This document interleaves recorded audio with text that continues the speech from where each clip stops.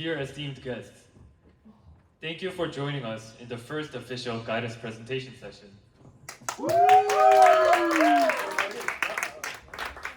Before letting the presenters come up to the stage, I would like to first introduce our club.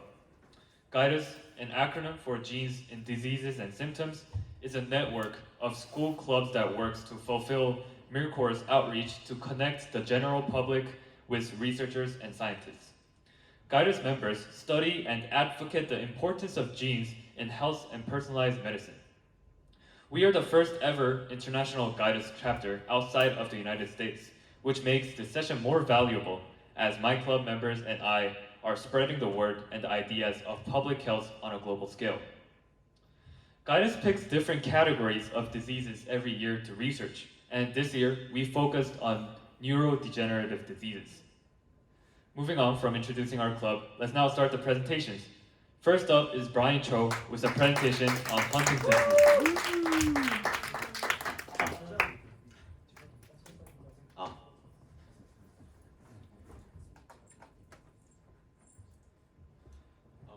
Hello, my name is Brian Cho, and I'm going to introduce about Huntington's disease. So in this presentation, I'm going to explain about overexpressed or underexpressed genes that might correlate with Huntington's disease, and which Huntington's disease causes the breakdown of the nerve cell inside of the brain. So the trait of Huntington's disease is that it is very rare. As you can see in this chart, the number shown in here is really small. It's like 0.1 to 0.5, or even no data available is there. And 2.7 out of 100,000 people is getting Huntington's disease. So yeah, it is very rare disease. Before I explain about Huntington's disease, there is a gene called HTT, which is Huntington. Inside of this gene, it causes the mutation of the other genes, which correlates with Huntington's disease, and HTT makes the genes like overexpressed or underexpressed, so that may correlate with Huntington's disease. And this is what happens inside of your brain when someone gets Huntington's disease. This part of the brain is called ventricle, and when Huntington's disease is onset of someone, then this part gets larger, and inside of the ventricle there's a fluid, and this increases the size of itself, and it gives the pressure through your brain. This type of graph is called volcanic plot, and in this graph you can see the red dot, blue dot, and black dots, which dots are representing all the genes that are experimented by the experiment of the Huntington's disease. So the red dot is showing the overexpressed genes, and the blue dots are explaining the underexpressed genes. And there are some examples of overexpressed and underexpressed genes. So for overexpressed genes, there is ZNF33B and ZFY. They're both related to zinc finger proteins, and when zinc finger proteins are overproduced, they may correlate with Huntington's disease. And ZNF33B this thing encodes a member of the zinc finger family of proteins, which means it overproduces zinc finger proteins. And ZFY is just a protein coding gene, but it produces zinc finger protein also. So if they are both overexpressed, it may correlate with Huntington's disease. For the underexpressed genes, there is COBL and PCDH7. They are both protein coding gene, but does not produce zinc finger proteins. So if they are underexpressed, it may correlate with Huntington's disease. This type of graph is called mean difference plot.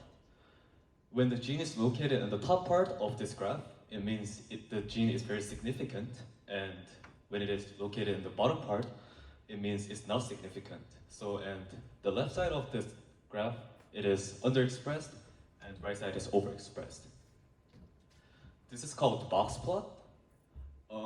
It shows certain amount of experiments or genes that are discovered in this experiment. And you can see many different lengths of boxes here. It means like, so in this graph, the lengths of boxes are not really different and they're really similar to each other. So it means there's no outlier, which means this experiment has the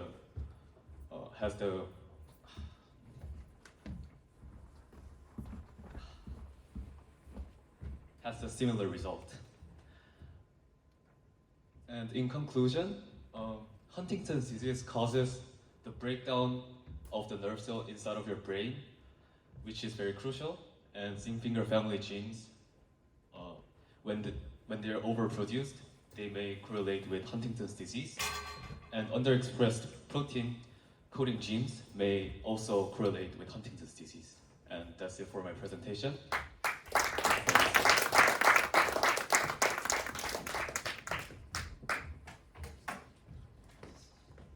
Thank you, Brian Cho, for the awesome presentation. Next is Sankeeth Udayakumar with a presentation on Huntington's disease as well.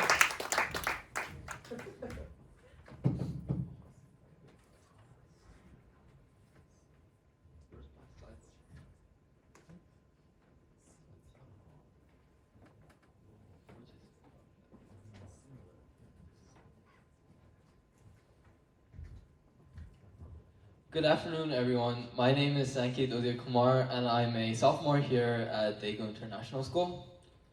To start, I just want to give a brief statistic on the prevalence of Huntington's disease across the world. In the United States, out of every 100 people, approximately 8 to 9 people have Huntington's disease. And although this proportion may not seem like much, it is quite a large amount due to the detrimental effects this neurological disorder has. But before I get into the gist of my study, I want to first establish an understanding of Huntington's disease. Huntington's disease is a hereditary and progressive neurological disorder characterized by involuntary movements, cognitive decline, and psychiatric symptoms caused by a mutation in the HTT gene or Huntingtin. With no cure currently available for Huntington's disease, it is managed through symptom-focused treatments and supportive therapies.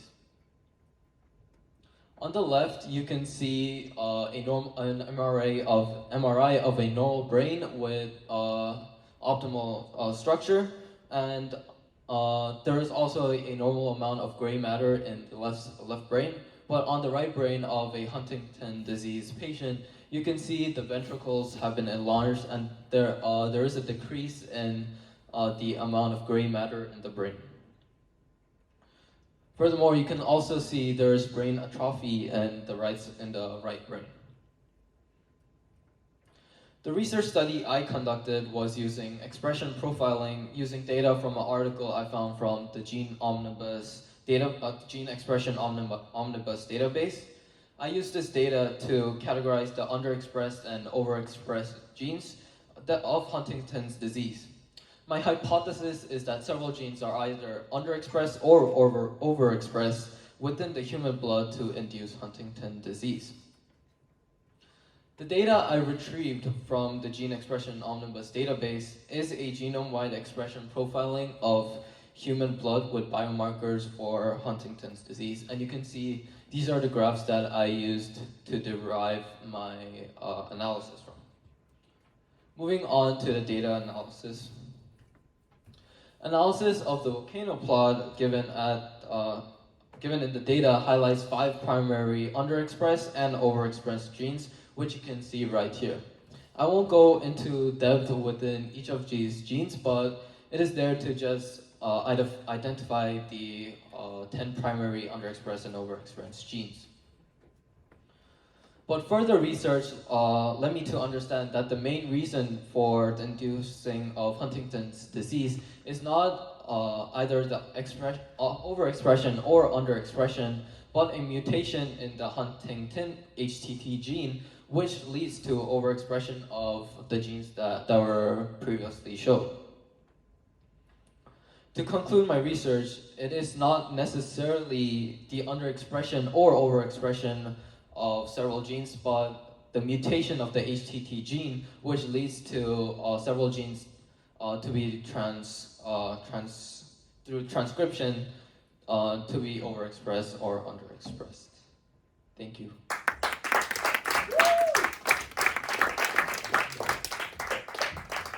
Thank you, Sankeeth. It was interesting to look at a different result that yielded in the same type of disease. The next speaker will be Brian Cho with a presentation on Parkinson's disease.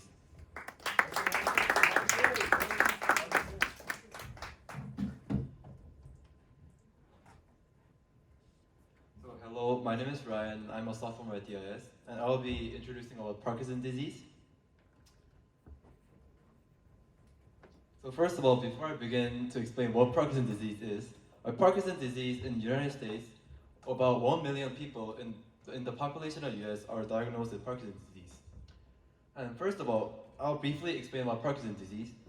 Parkinson's disease is a brain disorder which causes uncontrollable muscle movements such as symptoms and shaking, stiffness, and difficulty body coordination. If you see on the image left, there are more common symptoms caused by the Parkinson's disease. The main causes of the Parkinson's disease would be the degeneration of nerve cells in substantia nigra and the lack of dopamine. And substantia nigra is a basal ganglia which controls the movement.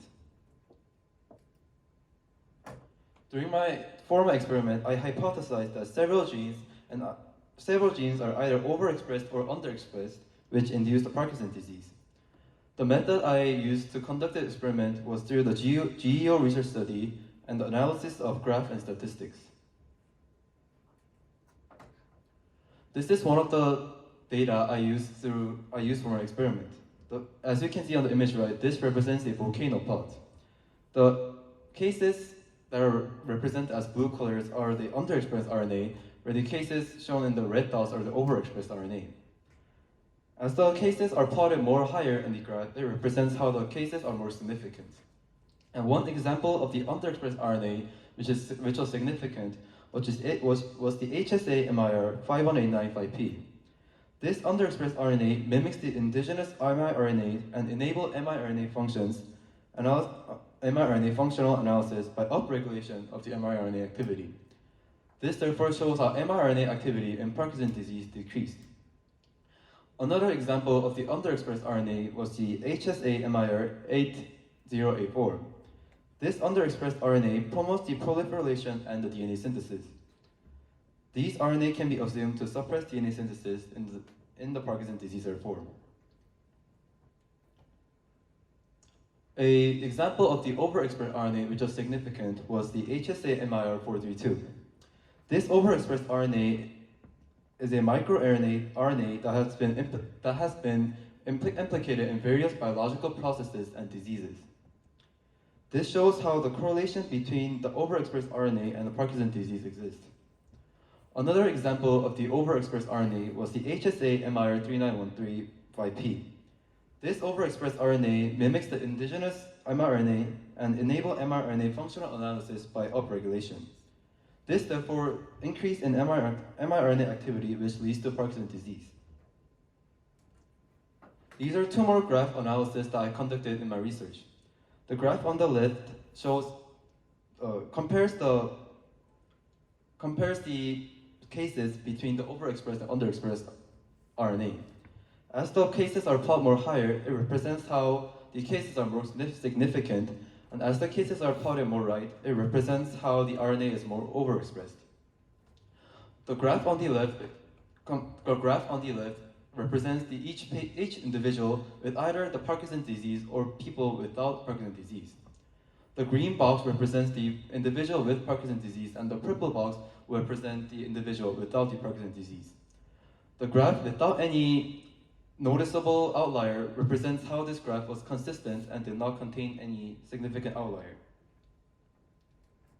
To conclude my experiment, I stated how underexpressed RNA, such as HSA-MIR 51895P and HSA-MIR 8084, and overexpressed RNA, such as HSA-MIR 422 and HSA MIR 39135P reduced the Parkinson's disease. This was further supported through the GEO graph analysis. Thank you.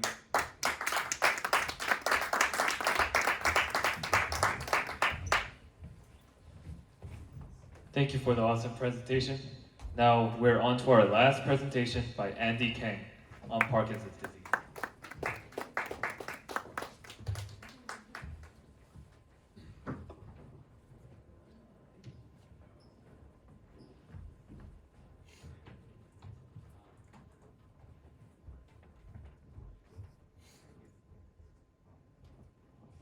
Okay. Hello. Hello. So I'm gonna be talking about the Parkinson's disease today. So to people who are not familiar with the Parkinson's disease, it is a progressive disorder that affects the nervous system and the parts of the body controlled by the nerves. The symptoms that occur when you have the Parkinson's disease include slowness of movement, muscle stiffness, impaired balance and coordination, and tremor in hands, arms, legs, jaws, or head. So the hypothesis of today is that I believe that there are specific types of genes, whether they are overexpressed or underexpressed, that correlate with this particular type of disease. And the methods I used to prove my hypothesis were using the GEO website with research paper about the Parkinson's disease and its different grades of RNA metabolism involvement. So going on to the data analysis, I used, as you can see, there is a volcano plot, and the blue dots represent the underexpressed genes, and the red dots show the overexpressed genes. First talking about the underexpressed genes, I picked two significant underexpressed genes, which were GNLY and HCST. The GNLY contributes to our body's immunity, and of course, if there's a below average amount of GNLY, it can contribute to the Parkinson's disease. Next is the HCST, which contributes to the cell survival and proliferation, and of course, also HCST, if there's a below average amount of HCST, it can contribute to the Parkinson's disease. Next are the overexpressed genes. I also picked two significant overexpressed genes, which were RNU1/1 and RNU1/3. They are much similar. They are RNA genes that are affiliated with the snRNA class, and they are related to a cycle called the spliceosomal splicing cycle. And this cycle has aberrant splicing events that correlate with the Parkinson's disease. I researched on this aberrant alternative splicing events and the Parkinson's disease using this website here. And if there's too much of these RNU1/1 and RNU1/3, it can also contribute and correlate with the Parkinson's disease. These are two plots. The graphs, and this is the first. The first plot is called the box plot, and as you can see, there's two colors. The first color, which is green, it shows the people who are healthy people, which are controlled variable, and the purple indicates the people with the Parkinson's disease. And as you can see, the sizes of the boxes, they are much consistent with each other, which means that there are no outliers in the experiment that the experimenters did. And next is the mean difference plot. And as said, if it goes upwards, the genes are much more significant. And if we go to the left or right side of the plot, then the genes become more overexpressed. For the conclusion, I will just restate my hypothesis that this is how I proved that there are specific genes that are either overexpressed or underexpressed that correlate with the Parkinson's disease. Thank you.